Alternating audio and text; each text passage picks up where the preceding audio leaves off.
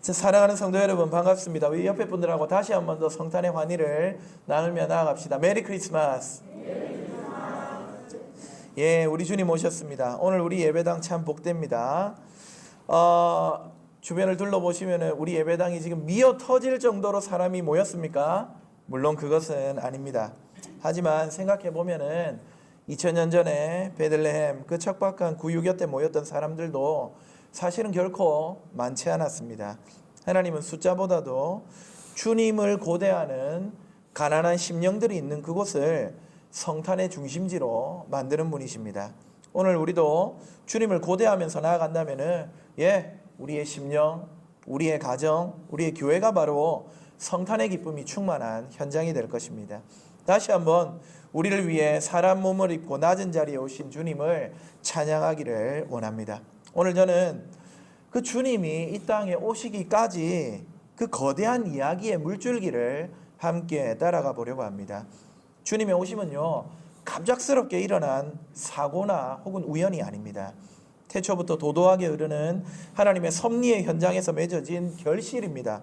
그렇기 때문에 우리가 그 이야기를 가슴에 품고 사는 것은 너무나 소중한 일입니다. 때가 참에 계획하신 대로 아들을 보내신 그 하나님의 이야기를 살펴보면서 우리를 구속하시고 우리를 사랑하시는 하나님을 찬송하는 복된 시간이 되기를 주님의 이름으로 축복합니다. 오늘 본문 갈라디아 4장 4절, 성탄이 우연이라고 말하지 않습니다. 뭐라고 합니까? 때가 차니까 하나님이 그 아들을 보내셨다 말합니다. 여러분, 여기에 찼다 이 말은요, 잔에 물이 찰랑찰랑 차올라서 이제 마지막 한 방울만 떨어뜨리면은 마침내 그 표면의 장력을 깨뜨리고 넘쳐 흐르는 그 정도로 충만하게 가득 차 있는 상태를 표현하는 말입니다. 임계점이 됐다는 말입니다. 여러분, 물을 끓일 때 한번 생각해 보세요. 물은요 99도면은 사실은 엄청 뜨거운 물입니다. 하지만 표면적으로는 끓지 않기 때문에 이게 뜨거운 물인지 차가운 물인지 알기가 어렵습니다. 하지만 딱 1도만 더 오르면은 정확하게 임계점을 지나서 부글부글 끓게 됩니다. 마찬가지로 하나님의 때가 정확하게 찬 가장 완벽한 타이밍에 우리 하나님은 아들을 세상에 보내셨습니다. 그러면 때를 차기까지 마냥 하나님은 그냥 기다리기만 하시는 걸까요? 시간을 때우기만 하셨을까요? 그렇지 않습니다. 때를 채우며 행하신 9개의 이야기를 오늘 저는 여러분에게 들려드리려고 합니다. 첫 번째 이야기는 하나님께서 인간의 절망 속에 구원의 씨앗을 심으셨다는 것입니다. 때를 채우는 이야기는요, 저 가장 에덴의 타락, 가장 비참한 그 현장에서부터 시작이 되었습니다. 인간은 하나님의 낯을 피해서 숨었고 하나님과의 관계, 사람과 사람 사이의 관계, 또 세상과의 관계가 산산조각 났습니다.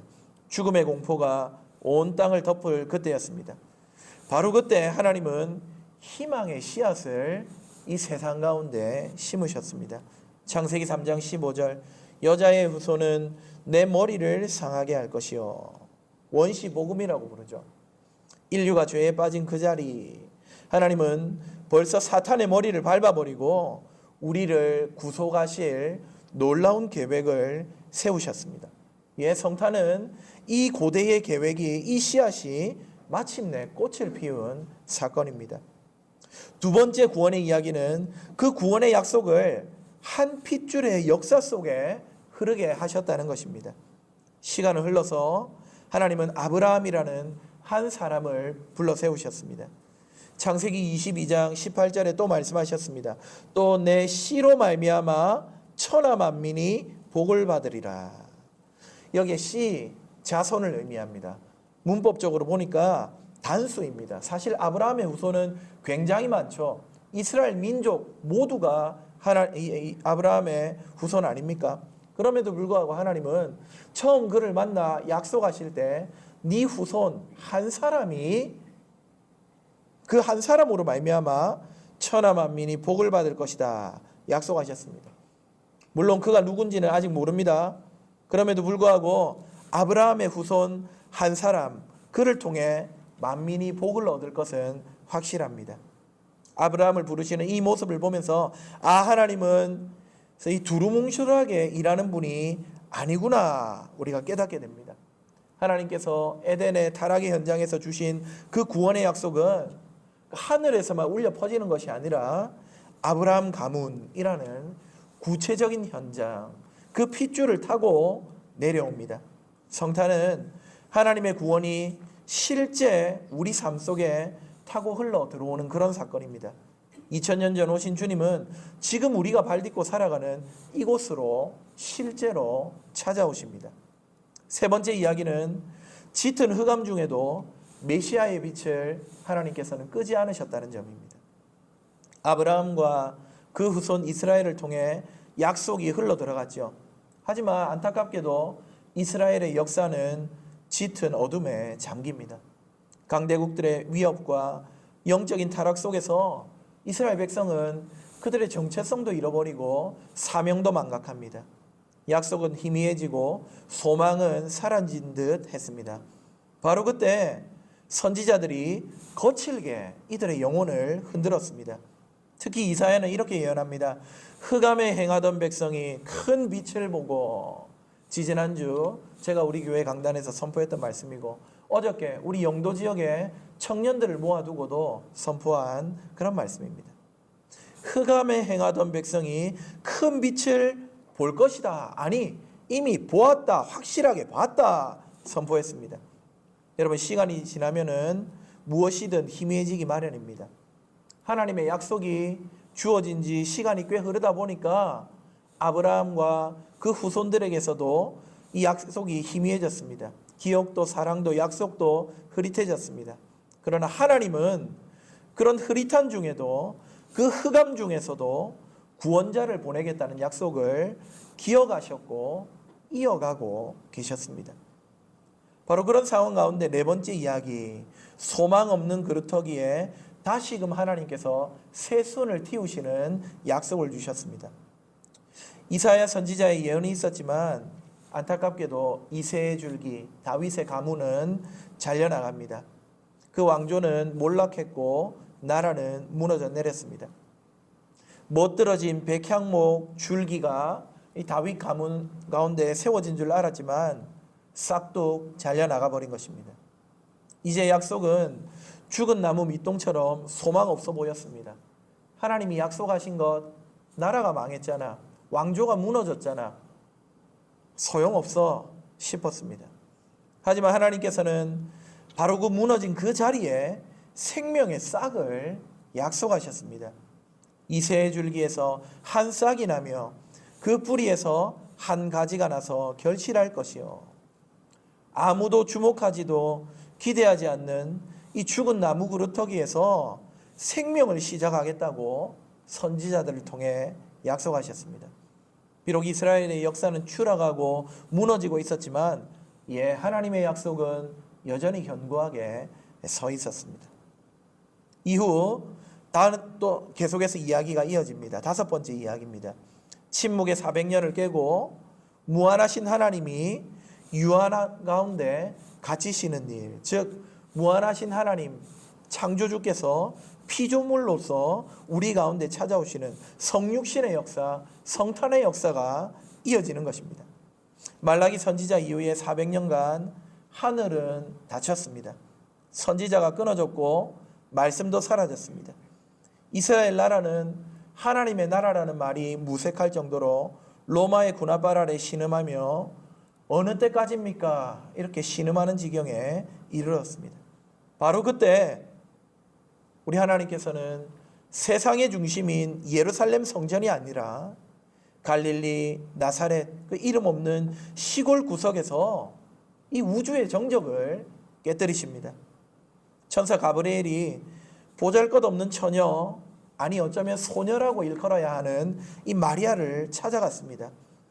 성령이 내게 임하시고 지극히 높으신 이의 능력이 너를 덮으리니. 여러분, 이 에때 마리아는 분명 두려웠을 것입니다.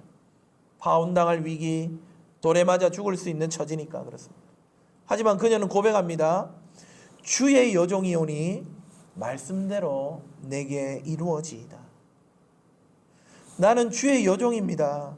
두렵고 떨리지만 말씀대로 이루어질 것입니다.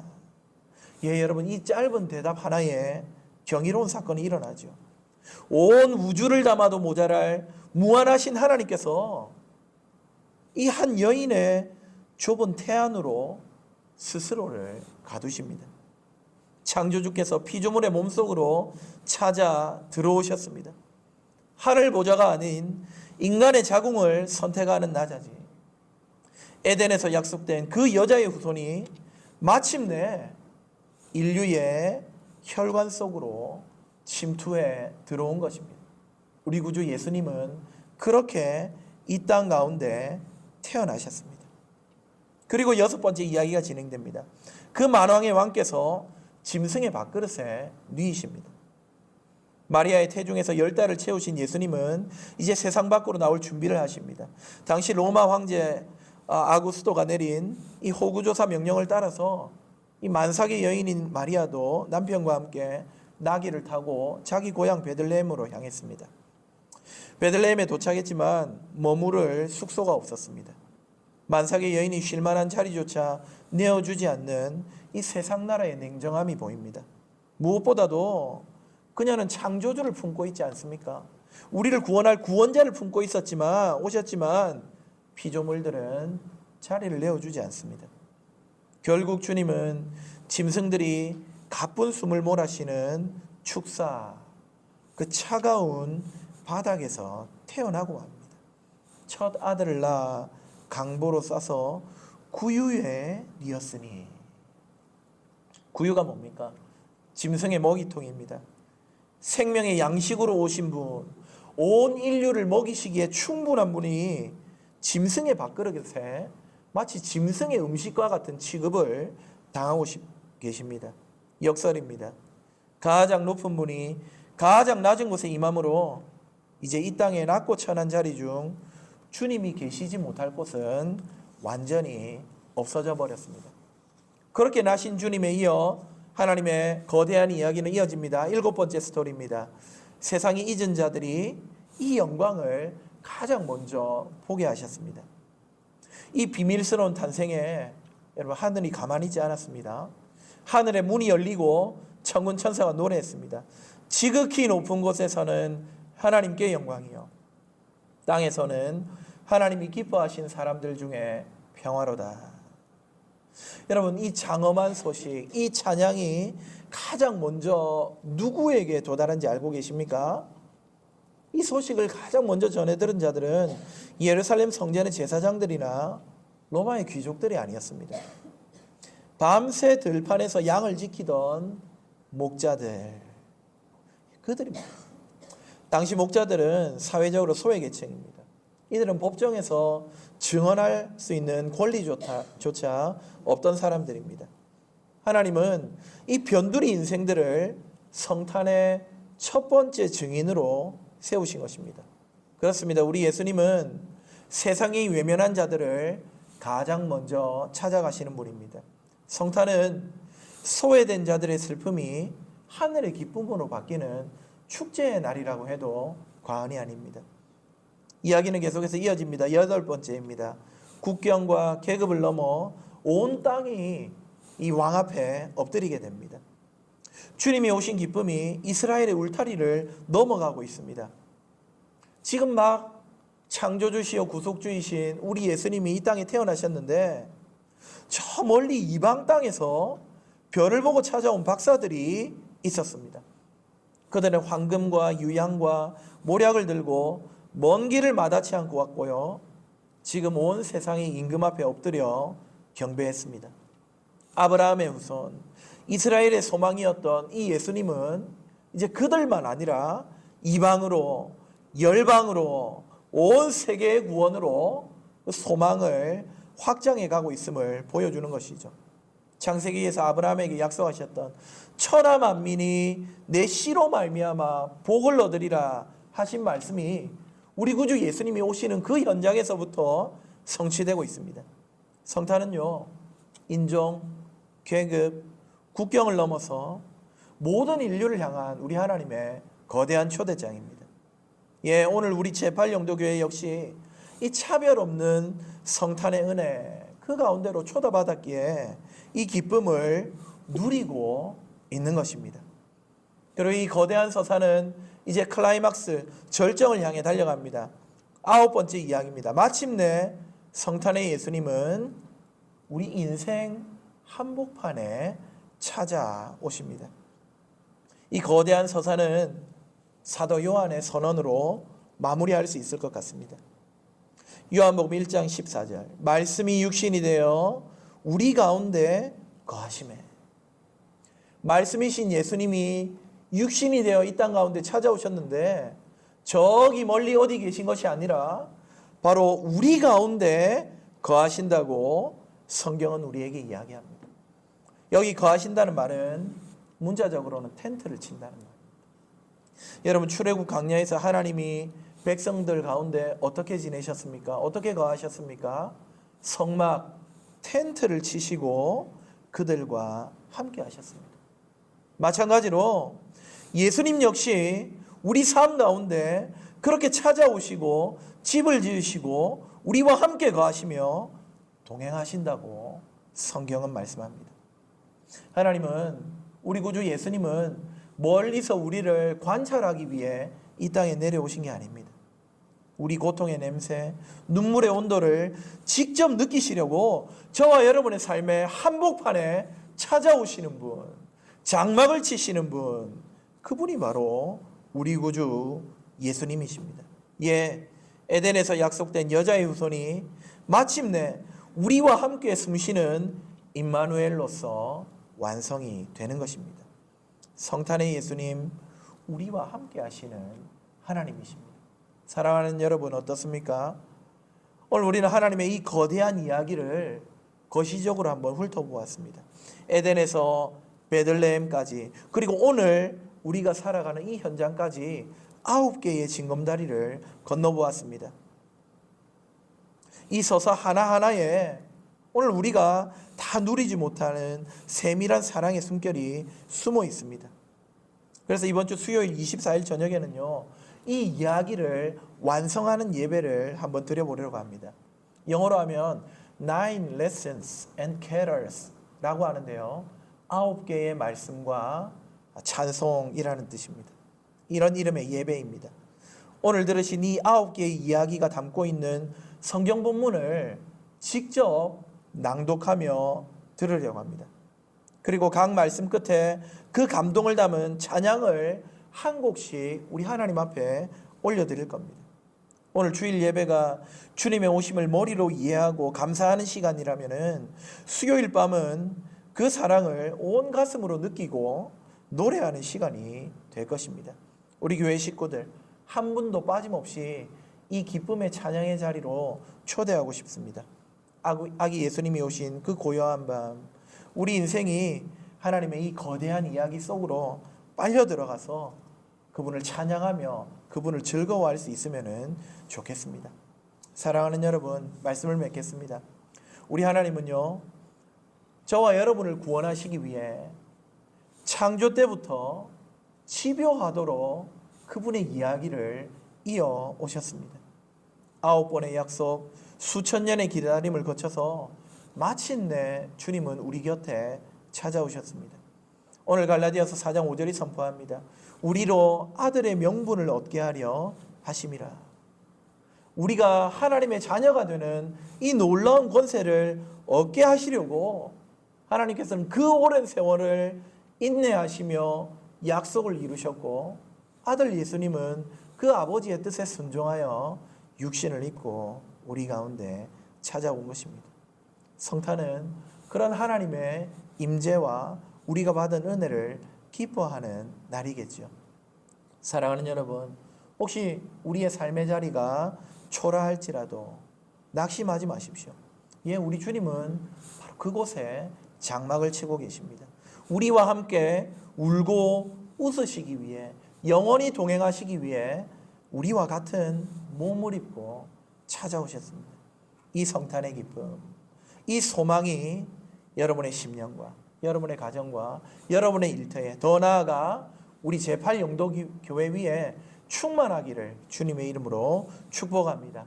우리 다시 한 번 더 축복하면서 서로 인사합시다. 메리 크리스마스.